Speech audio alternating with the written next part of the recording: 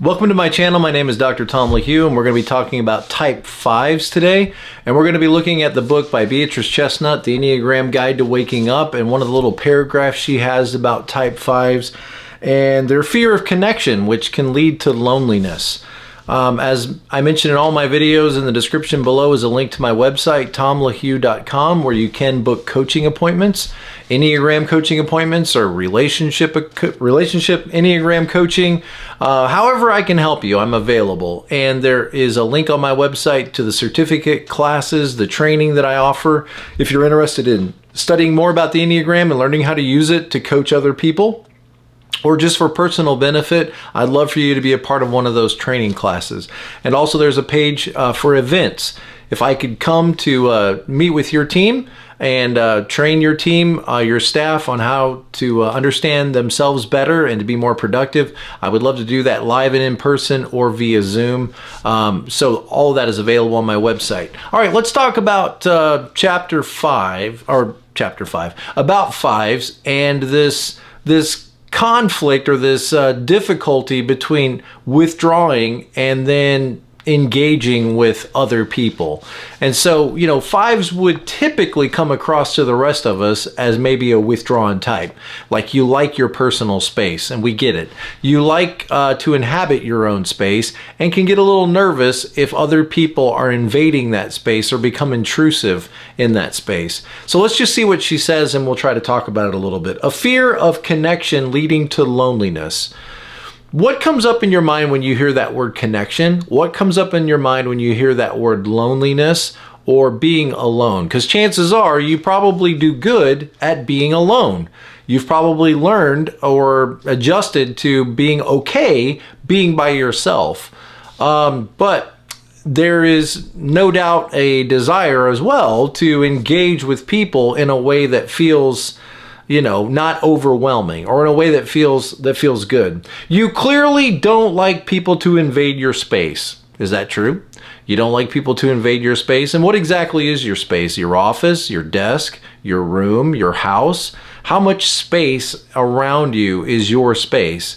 And what does it feel like when people get too close? What does it feel like when people become too loud or too demonstrative or too over-engaging or too obligated or obliging to you?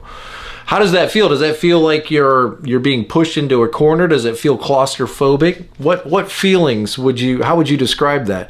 To control your time. I always think about fives and that word independence and not wanting to be controlled. Not like an 8, but not wanting to be invaded or intruded or overwhelmed or overshadowed. Your concern about preventing this, about preventing others getting in too close and too demanding and making demands upon your attention and demands on your energy, could dictate many of the choices that you make in life. Whether you say yes or no, whether you go out or whether you decide to stay in, whether you engage with someone or whether you volunteer conversation with somebody. How much of it goes back to this desire, like, I don't want people to invade my space. I want to remain an island or distinct, or I want the edges to be firm and sharp around me so that people don't overwhelm my space. You've probably developed a capacity to feel well, or even very well, with yourself when you're alone. Good. That's probably a good thing. You know, I wish I was better at that. Sometimes when I get alone, I feel kind of like bored, or I feel a little frustrated, like maybe I should be doing something else. I start to go a little stir crazy. And sometimes I can be uncomfortable being alone. Like maybe I ought to be attending to someone else, or I ought to be doing something. But I'm a 7, I'm not a 5. So are you okay being alone and being by yourself? Does that make you feel nervous, or do you feel like you should be doing something else when you're alone by yourself? However, most likely you have a big unconscious wish to be able to connect with people more deeply. So it seems that there's like a paradox there. Like, I enjoy my time alone, but I also want to be engaged with other people, but is it on my terms, in the way I want it to go down? I don't want to be stuck or to be trapped or to be caught, you know, on someone else's timetable on someone else's agenda and be held captive to what they want to do today or how they want to interact today. Explore how these conflicting wishes, always wanting more time alone but secretly wanting to feel more connected to people, operates in you, and how it makes it hard for you to relate to others, and what kind of message do other people to get? Do other people get this mixed message of like you're sitting out there in the room with everybody, but when I talk to you, you look like you're irritated. You're sitting there at the table with all of us, but if I try to engage with you, you give me one-word answers. Like, it's fine, it's okay, it's no problem. Do you want to engage? If you want to engage, how would you present yourself in such a way to give a clear message that you were wanting to engage?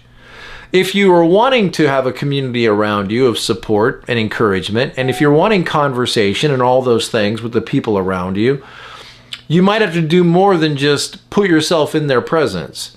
What would you have to do? You would have to begin conversation. You would have to enter conversation. And that could make you uncomfortable, because what if you don't get to pick the topic? What if the topic is already selected? Are you able to stay on the topic that everybody else is talking about? Can you interact in a way without maybe dumping a lot of information or without challenging people on their information? Can you comply to the conversation that we are having? Now, obviously, you have a right to steer this conversation like everybody else does, but steering is different than dominating the conversation. And notice, you might have a tendency to either withdraw or to become too assertive. And it may be difficult to find yourself in that compliant space of being able to engage with others in a way that feels comfortable to them, in a way that feels meaningful to them, to interact in conversations in a way that feels compatible to them. And that might be something to work on. It might be something to help you move toward that goal of being more connected and not seeing yourself so much like an island, but more like a person in a family, or more like a person in an office with other employees as one of the group. All right, well, interesting stuff. And as always, be present to life, and I'll see you next time.